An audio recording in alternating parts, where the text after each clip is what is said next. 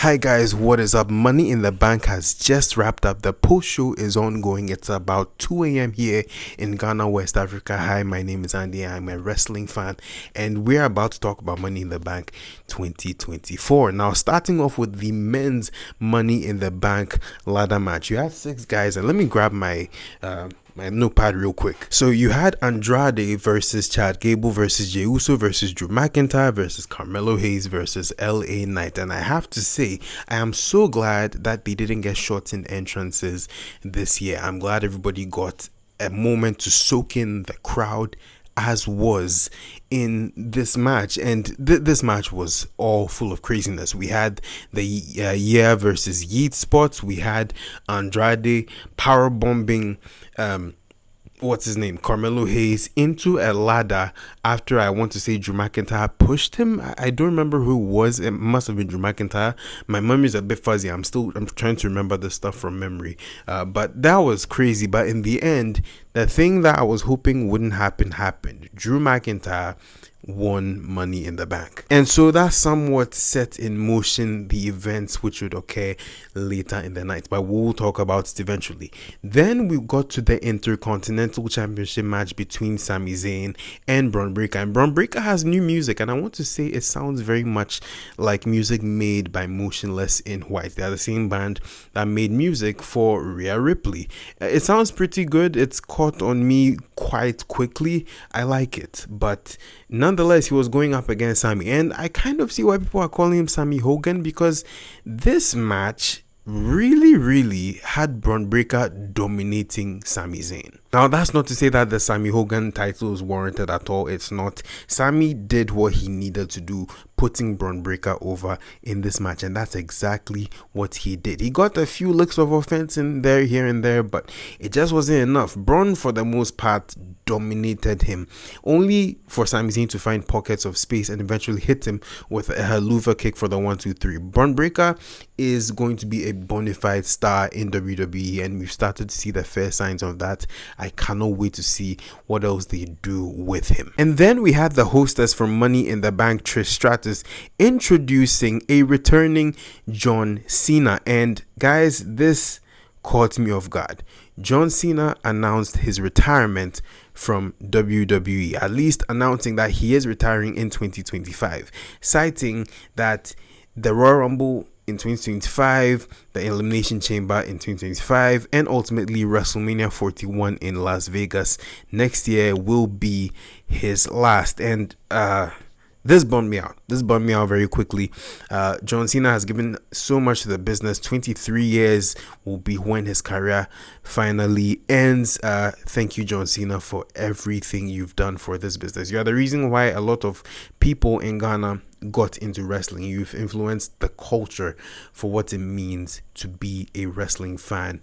And thank you, John. Thank you, John. This would be special. I have a list I've already made about 10 opponents I think John Cena should face before he retires, and I will make that video. It will come very soon on this channel, so don't go anywhere. Next up, we have the match for the World Heavyweight Championship between Damian Priest and Seth Rollins. And mind you, this match did not go very long. Now, there's an elephant in the room.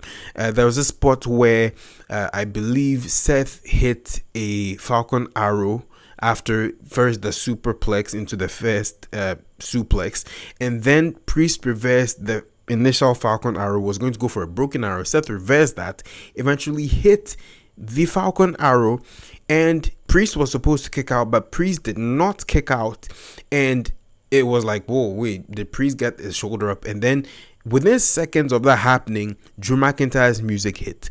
Drew McIntyre cashed in his Money in the Bank briefcase. It was immediately a triple threat match for the World Heavyweight Championship.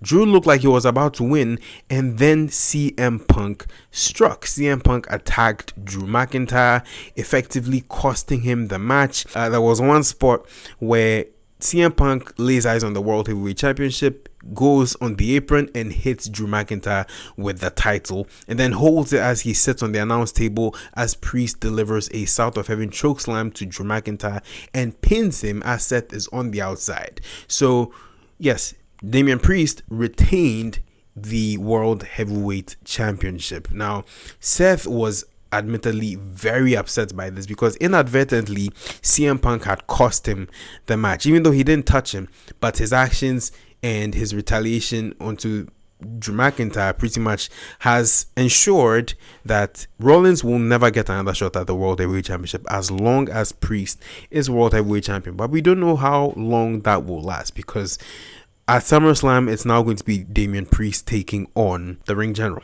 Gunther. So that's going to be a hard-hitting match. I think the Priest might be on the panel right now. I can hear his voice from the TV in the living room. But anyway, then we had the women's Money in the Bank ladder match. Now, out of the 2 Money in the Bank ladder matches this year, the women's match stood out. It was the best match. Easily, I enjoyed it thoroughly.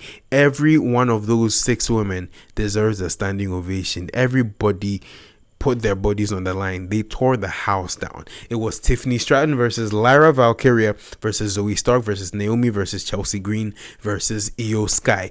Io was going pretty crazy. She had a bit of character development in this, which I really did love. Zoe Stark really did come out. She took some crazy bumps, including one at the end, which I will get to in a second. Chelsea Green, the hometown favorite, was practically the R-Truth of this match. It was so incredible and so funny to watch her. She is so entertaining. Chelsea Green is. Lyra Valkyria had a ladder spot very early on in the match. I've forgotten who she back body dropped on. It was a weird bump she took, but her neck, she took the brunt of that impact and she practically no-sold it. And then there was another spot where Io was practically stamping on her chin, and I thought she was knocked out, only for her to pretty much grab Io's waist and give her a suplex to the ground from the ladder, which was incredible. And then there was a spot in the match where Io Sky, I don't know what to call it, but it was pretty much a body slam onto the ladder to Zoe Stark. Zoe Stark sold it like death. She was in pain. Io was in that backward stance for about a minute. She was not selling. She was really going through the pain. But the match really ended when Tiffany Stratton pushed Chelsea Green off a ladder into 2 tables outside the ring. And Jordan Grace has put out a clip, but the spot we saw at Money in the Bank was very similar to a spot that Chelsea Green had taken down in TNA before she came to WWE.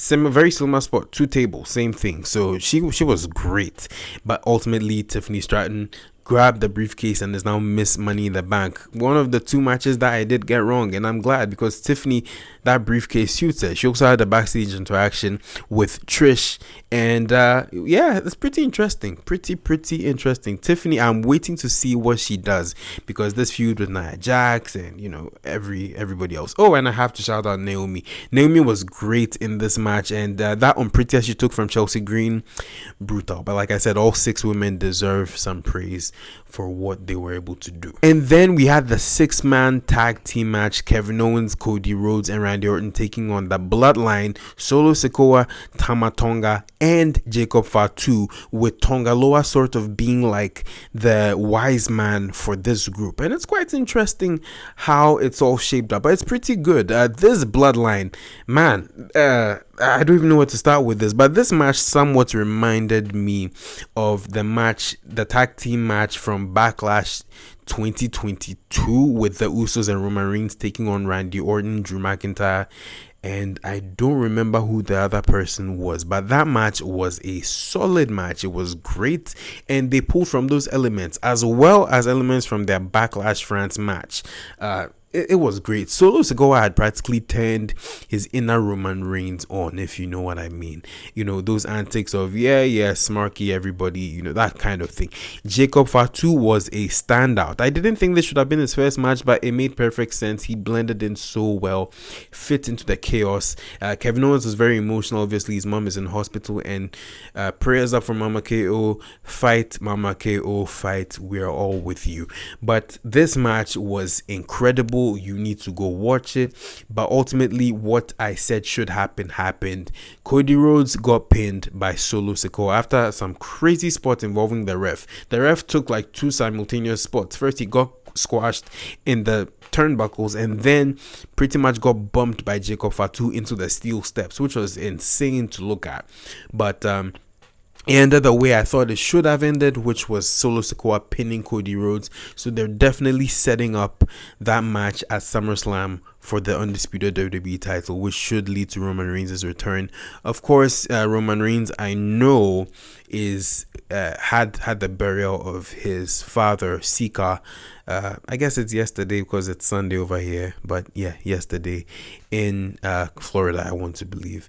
But this was a great show. The post show is going on, like I said. The last thing I saw before I came in here to record this was a quick interview Jackie Redmond did with Solo Sikoa, and I like what WWE is doing, where it's kind of like after an NBA game, you know, when the players put on the headset and talk to the inside the NBA guys. It's kind of like that, and all Solo had to say was acknowledge me, and then he left with the rest of the Bloodline. So we are waiting to see what happens, guys. This was a fun Money in the Bank pay-per-view, premium live event.